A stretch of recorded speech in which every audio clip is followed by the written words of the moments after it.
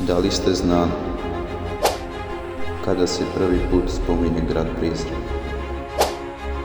Poveljom cara Vasilija II. iz 1019. godine pod nadležnost Ohridske arhiepiskopije sastavljena je i Prizrenska eparhija i ovo je prvi pismeni dokument u kome se pominje Prizren. Grad je postao deo srpske srednjovekovne države za vreme kralja Stefana Prvovenčanog. Prizren je bio jedno vreme i carski grad, odnosno carska prestonica. Na osnovu osmanskih izvora pretpostavlja se da je Prizren pao pod osmansku vlast tek 1459.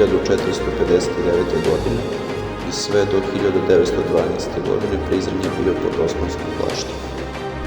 Danas Prizren čine i odopšavaju grad tvrđava Kaljaja, Bogoslovija zadužbine Sina Romanova, Bogorodica Ljeviška, Arhangeli, gde se nalazi grob cara Dušana i mnogi drugi spomenici srpske kulture. Ako želite da posetite Kosovo i Metohiju, obavezno posetite grad Prizren. Pozdrav!